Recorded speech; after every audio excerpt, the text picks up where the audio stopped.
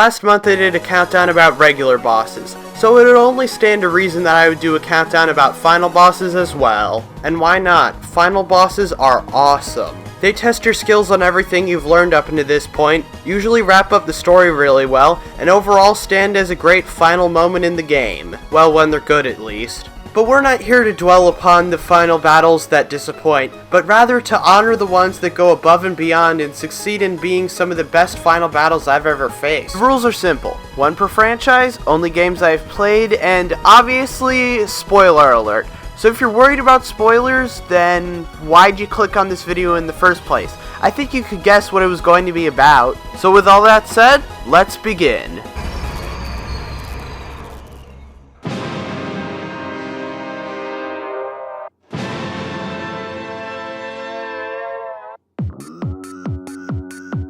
You know, at the end of Classic Mode in every Smash Bros. Game, you always fight Master Hand and sometimes Crazy Hand depending on what difficulty you're playing on. However, in Smash Bros. 4, they decided to opt for something a bit different. If you're playing on a higher intensity, then after you've beaten Master Hand and Crazy Hand, they corrupt to form Master Core. Master Core is an epic boss fight and has a lot of different forms. The first one's simply a giant humanoid figure. The second form is some kind of beast. The third phase is a bunch of swords that you need to defeat. Then you face a shadow version of yourself. Then you infiltrate a gigantic fortress and fight your way all the way through it. And then once all the shadows are gone, all you have to do is defeat the core. The interesting thing about this fight is that depending on what intensity you're fighting it at, certain phases of the fight will actually be missing. It's kind of funny. Some people view Master Core as evidence for the supposed true story behind Smash Bros. Am I the only one who just thinks it's a fun boss fight? Due to the limited OST of the game that this final boss is from, I won't be able to play the final boss theme for you, so instead I'll play a similar final boss theme from a different game. I said it before and I'll say it again. In order for a boss fight from a game like Citizens of Earth to be memorable, it has to have a good story or good concept behind it, and boy does the fight with the Secretary deliver on that. Right before the fight, you get treated to some of the best dialogue in the entire game, both because of how epic it is and because of how funny it is. Hey, it's you! I know you from somewhere, don't I? I'm your secretary, sir. Or at least, I was. Now, I'm the man who's about to destroy the Earth. What'd you say? Sorry. I have this habit of zoning out when you talk. I said I'm about to destroy the... Oh, never mind. Never mind about destroying the Earth? Oh, great! Hey, guess what, guys? I got him to promise not to destroy the Earth anymore! It turns out your secretary is about to destroy the world because he could never get into office because he didn't look the part, and you have to stop him. The fight with the Secretary Supreme is nothing special. It's challenging enough to be the final boss though, but then the fight actually gets creative gameplay-wise with the Misery Machine. The machine is powered by anger and unhappiness, so the VP himself decides to jump in and save the day. And since the VP's only level 1, he promptly gets beaten. Ouch! Yeah, that's a lot harder than you guys made it look. You have to put up with that every time we fight? But with some words of encouragement from his mom and brother, the VP jumps back into the fight and is actually able to make a dent in the Misery Machine. Then, all around the world, all the citizens you've recruited as well as some of the other characters you've encountered share some encouraging words with you. Heck, even the guy who started a riot against you at the beginning of the game, and the president who prioritized his secretary above you. Eventually, all this positivity becomes too much for the Misery Machine to handle and it breaks down. The funny part is, after the fight, even to the secretary's shock, the VP still wants the secretary around, as the whole saving the world business has shot his approval ratings through the roof.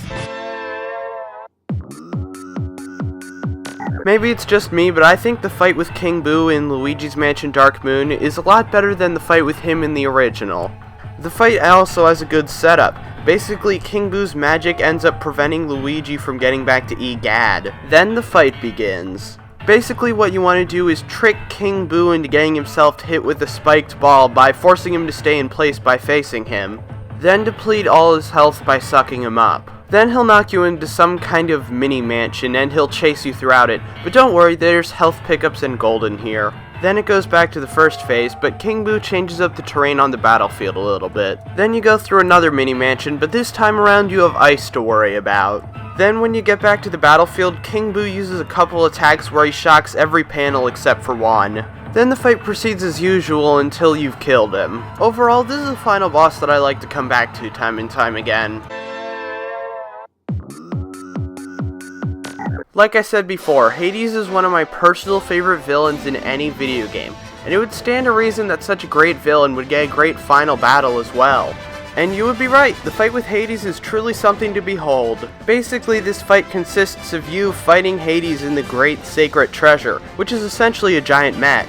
This fight just has a certain energy to it, it never sits still. As the fight goes on, the methods of which you have to defeat Hades keep changing, and all the while you're graced with some hilarious dialogue from Hades and the other characters. Eventually you get to the point where you end up summoning Medusa, and she'll punch Hades' head off right before Hades kills her. And then the last part of the fight consists of you charging up the Great Sacred Treasure's laser and using it to annihilate Hades.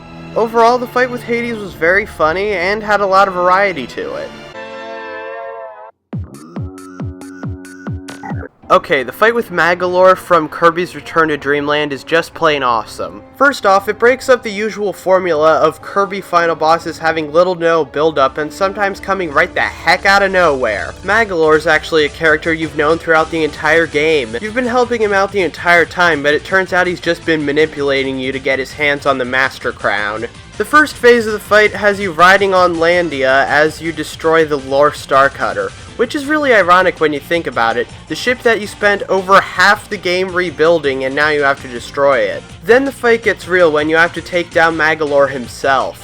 The battlefield looks amazing, the fight's intense, and Magalor has a wide variety of attacks. The fight eventually comes to an end when Magalor, like a coward, barricades himself behind a shield that can only be broken with your super abilities. Then at the end of it all, you hit Magalor with your Ultra Sword and finish him off. Or so you think. As it turns out, the Master Crown is so powerful, it lets Magalor cheat death. And this super form gives Magalor a whole slew of new attacks, including abusing portals, and even giving him his own super abilities. The only downside is that there's not really any true finisher for Magalor's second form, but considering how much awesomeness the fight gives you, I'm not sure that's necessary. Overall, the fight with Magalor is so great that it makes you wonder why it didn't even make the top 10. Well, that just goes to show all the stiff competition that it's up against. You know, the funny thing about Undertale is that it actually has 3 final bosses. There's Sans, the insanely difficult Genocide Mode final boss, who essentially is there to punish you for taking the evil route, and is the only one of the 3 that I've never faced, so obviously he's out. There's the game's pacifist final boss, Azrael, who essentially serves to be the true happy ending final boss, but I've chosen the final boss that you're going to see the most throughout playing the game, the neutral mode final boss. Interestingly enough, this is the only final boss in the game that has 2 phases to it. The first phase against Asgore is actually kind of tragic, as you get the feeling that he really doesn't want to fight you, but he feels like he has to, and you have to fight him regardless of whether or not you want to, because he destroys the mercy button. His attacks are quite a challenge to avoid, and they bear a little bit of a resemblance to Toriel's attacks from the fight with her. In the fight with Asgore, unlike any other enemy or boss up until this point, you don't have the option to spare him. You have to kill him. But don't worry, even if you're still level 1, as long as you picked up the equipment in New Home, you should be fine. After the fight, you're given the option to either kill or spare Asgore. However, it doesn't matter, because if you spare him, Flowey will jump in and kill him anyway. Then Flowey appears, calls you an idiot, utters his catchphrase, and then crashes the game. Okay, I'm just gonna say something right here. While I complained a lot about the fourth wall breaking in this game last week, I really like how it was used here. When you boot the game back up, you see that Flowey's taken over your save file, and when you select it, he starts taunting you about how he's taken over the world and it's all thanks to you. And then Flowey goes and unveils his new form, and oh my god, what the heck is that thing? The design's incredibly jarring, both because of how crazy it is, and the fact that it's the only enemy in Undertale that's fully in color. Flowey has no shortage of attacks in this form, whether it be shooting a barrage of shurikens at you, his classic Ring of Death, shooting a swarm of vines at you, nukes with his face on them, and probably the craziest of all, using his newfound ability to save against you. Oh, and by the way, this fight completely ignores the turn-based battle system. You just have to get lucky and find a button you can press in order to attack Flowey. But the fight really starts to get changed up whenever one of the human souls gets activated, and you have to avoid a bunch of objects. Until you find an act button, that'll change all the objects into their positive counterparts, and they'll heal you when you run into them. Once you've dealt with all 6 souls, Flowey's defenses will drop to 0, and a fight button will permanently appear on the screen.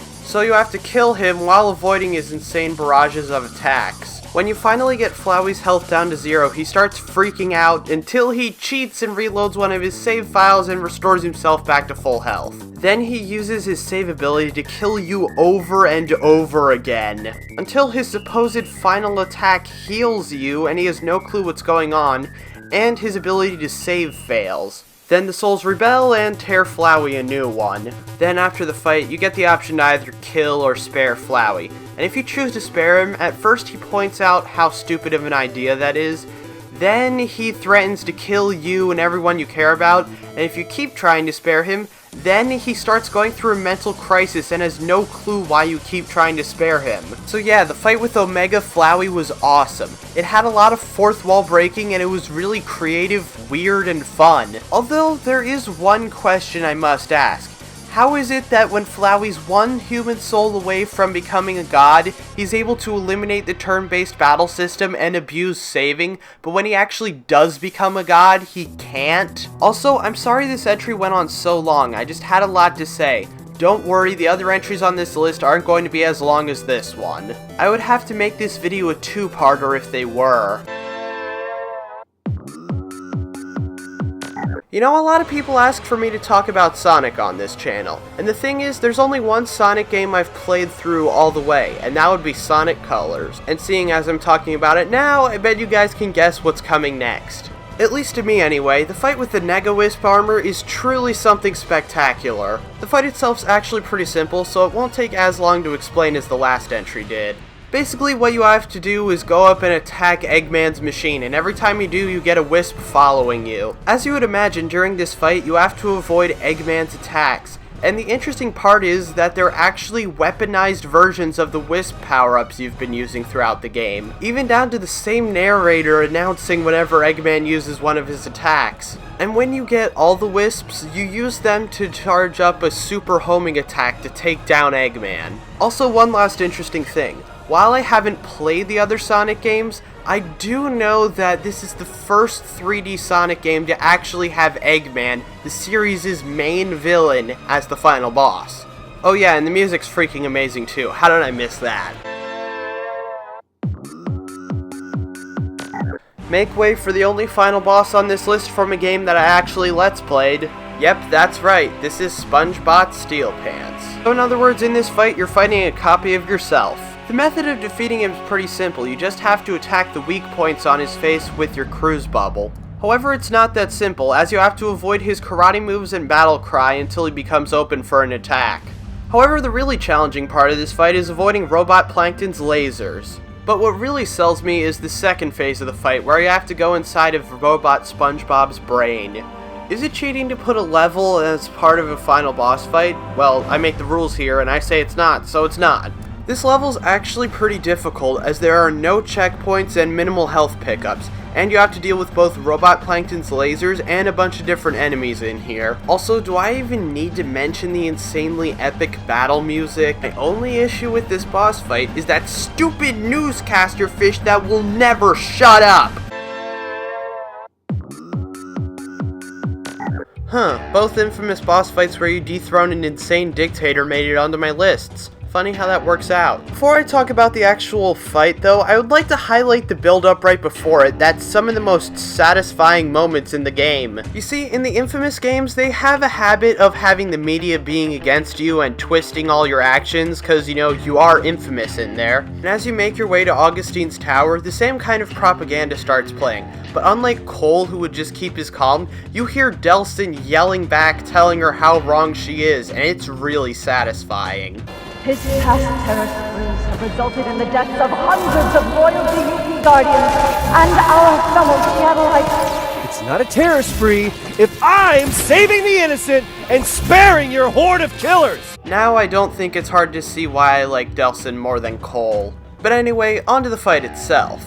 The first phase of the fight plays out a lot like the original fight with Augustine, except for the fact that you're using video instead of smoke, and the emotional tension isn't as strong here as it was in the first one. But then things take a turn for the better when Cole absorbs Augustine's concrete powers. As it turns out, Augustine's conduit witch hunt actually had a legitimate reason for starting. She was in the military when Cole was terrorizing America as the Beast. As it turned out, Augustine was a conduit, but considering that was who the military was fighting against, you would imagine that wouldn't go down so well. Public hated conduits, so Augustine had to find a way to be both in the military and a conduit. So she developed the DUP, under the guise of protecting the public from conduits, when in reality, its purpose was to do the opposite. That's actually a pretty selfless reason for why she does what she does, but she still needs to be defeated. And her second form is a lot more interesting than the first. Since you just gain concrete powers, you have to wait for Eugene to deliver you the core relays so you can gain more powers. Using this new bag of tricks that you just acquired,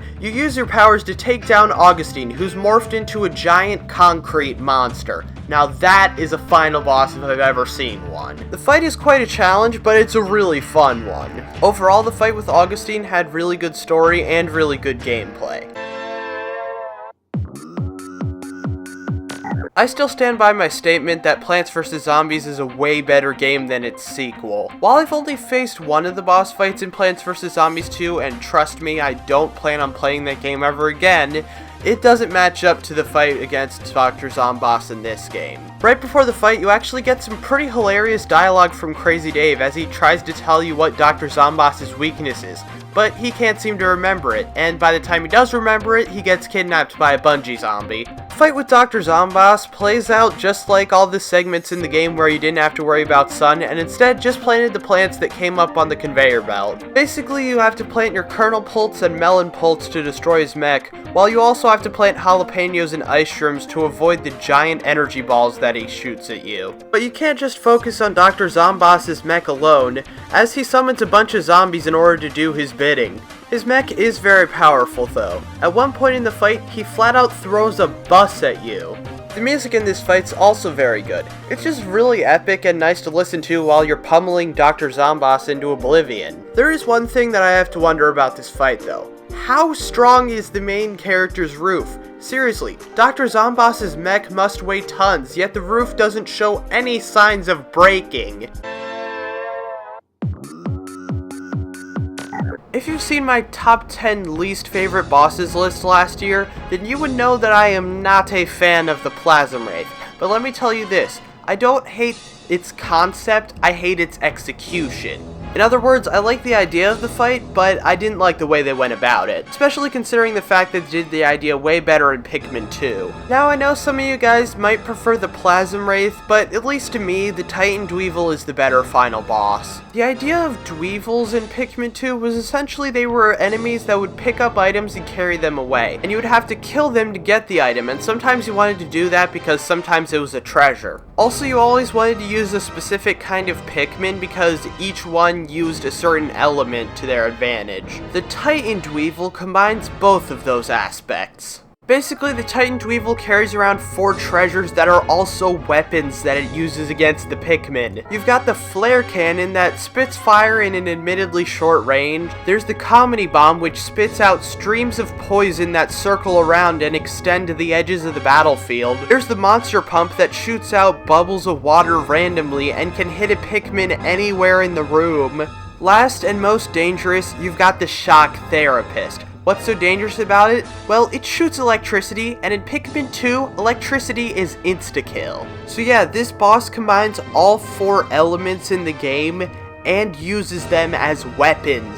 One thing that's actually really clever is that the music changes depending on what item the Titan Dweevill's using at the moment. So yeah, the fight with the Titan Dweevill was really unique and fun.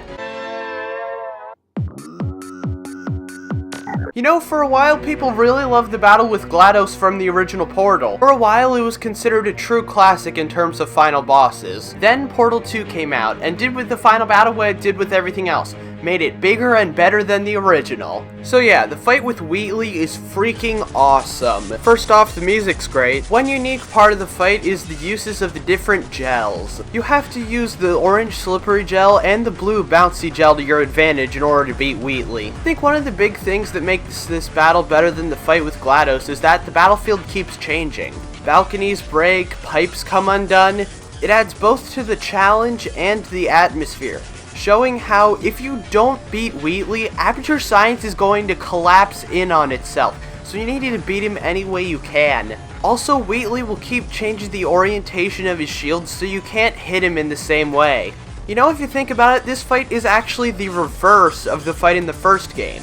First fight had you knocking cores off of GLaDOS, while in this fight the goal is to put cores onto Wheatley. Also with this fight, unlike the first one, you can't portal anywhere you want, you can only do it where there's gel. Also in this fight, the cores are even funnier than before. You've got the adventure core, the incorrect fact core, and the outdated meme core. And when you go to press the button to defeat Wheatley, Wheatley for once actually did something smart and installed a failsafe to keep you from pressing it. In an act of desperation, Shell shoots at the moon, and in one of the most epic finishers ever, it pulls Wheatley out into space with her. And right as Wheatley tries to weasel his way out of everything, GLaDOS knocks him into space and pulls you back in. An epic finisher to an epic final battle. You know, in the Honest Trailers video of Splatoon, they said that the single player mode was actually better than the multiplayer mode, and in some ways I do think they're right. Especially when it comes to the final boss, DJ Octavio. Oh, I see how it is. You guys were worried he wasn't going to be on the list because he was in the number transition. But nope, he's on the list. As you would imagine, the fight with DJ Octavio is freaking awesome for it to be placed this high on the list. Basically what you have to do in this fight is shoot at DJ Octavio's fists when he launches them at you, so they'll come back and hit him in the face. Then when you make it to the end, he'll shoot an octomissile at you that you have to keep volleying back at him until it hits him. Now, most Nintendo bosses, heck, even ones in this game, would only have to do that 3 times. DJ Octavio, you have to do it 5. And they do something to change it up each phase. In the first phase of the fight, he only shoots torpedoes and his fists. In the second phase of the fight, DJ Octavio gains the speaker attack, as well as being able to use both his fists at once. Also, propellers are introduced. Third phase, sponges are introduced and DJ Octavio can now spawn enemies. In the fourth phase, you have to deal with invisible walkways. After you land the 4th hit, the Squid Sisters music starts playing, Captain Cuttlefish breaks out of his ropes, and you have to land the final hit from a narrow walkway. Fun fact about DJ Octavio, if you ever decide to refight him, the dialogue between the characters will actually be different. Overall, this was a truly epic final battle. The only question is, what could beat it?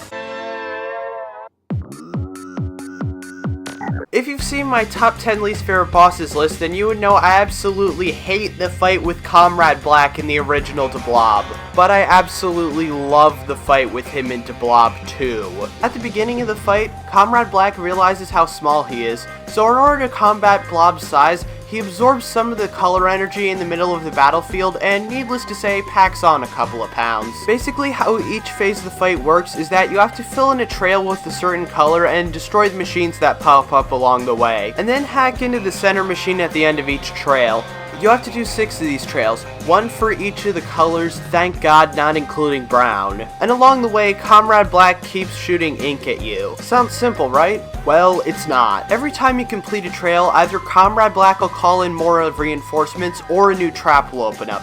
and either way, a new power-up will become available for you as well. Also, as the fight progresses, Comrade Black will gain some new attacks himself, like a homing energy ball to chase you down. One nice thing in this fight, as opposed to the fight in the first game, is that you actually have a very open battlefield, while in the first game it was very restricted, not giving you a whole lot of leeway to dodge attacks. Here, they throw just as much, if not more at you, but it's fair because they give you more space to work with. Also, one thing I gotta salute about this fight is the music. It's not overly epic, but at the same time, it's not overly somber either. It kind of finds a middle ground. It shows both how Comrade Black's already enslaved the world, and also how it's an ice-cold, deep space one-on-one between you and Comrade Black, even though it's more of a 1-on-1,000. And you know how Wheatley had an awesome finisher? Well, so does Comrade Black. After the 6th energy blast, Comrade Black notices that he's starting to deteriorate, but he uses that to his advantage and creates an army of himself. And in the final phase of the fight, you have to destroy 100 admittedly easy clones of Comrade Black. While the blob games are kinda just okay to me, this final battle goes way beyond just okay. It's a truly amazing final boss, and now all that's left is number 1. Okay, I had to. I just had to. I couldn't imagine putting a single final boss on this list other than Yami. And how could I? At least in my opinion, Yami is the perfect final battle. Remember how I said the developers of Okami completely slacked off when designing the Arc of Yamato because of how lazy it is? Well, they did the exact opposite here. Let's start with what happens right before the fight. Yami steals all of the celestial brush techniques from you, and you have to get him back. Get him back by simply wailing on Yami. The quick climb back to the top is really good, as you get a sense of satisfaction with every power you get back. And the developers tried their hardest to make every power useful in some way during this fight. Each phase of the fight is different both in terms of design, gameplay, and symbolism, so I'll go over each one individually. The first phase of the fight represents humanity's desire to destroy, which is exemplified by Yami destroying the battlefield and shooting missiles at you. Also buzzsaws. Phase 2 represents humanity's desire to burn, shown by, obviously, Yami being on fire and using fire in his attacks. Also in this phase, when you bust him open, he splits into a bunch of platforms that you have to climb in order to attack the core. Phase 3 represents humanity's desire to take dangerous risks, as exemplified by a slot machine. Yes, in case you were wondering, this is the phase of the fight where you get Mist of Time back. Phase 4, which is by far the longest part of the entire fight, represents humanity's desire to use technology for destructive purposes. This is represented by Yami turning into a robot. Granted, he was already a robot before, but you get what I mean. Also, seeing how this is the longest phase of the fight, it leads me to wonder if the developers thought that this was the most dangerous of humanity's evils. Once you defeat the Walker, you think it's finally over, but as it turns out, Yami's still alive and he cheap shots you and destroys all your powers. Again. However, thanks to Isun's writing about your adventures, everyone you've encountered throughout the game realizes that you're a god and sends you their well wishes. And it gives you enough strength to finally take down Yami. And in the final phase of the fight, you use Sunrise to defeat Yami in his final form, a hand, representing that all evil comes from our hands. Now, I've been talking up the symbolism a lot in this fight because I think it's very interesting. But what about the fight without the symbolism? Well, let me tell you. If it weren't for the symbolism in this final boss, it would still be number 1. If you take away all the symbolism of humanity's evils, what are you left with? Simple, a really epic and fun 5-phase final boss battle. I'm Defophilizer, and if you think there's any final battle out there that can beat this one, then please let me know. I'd love to hear about it.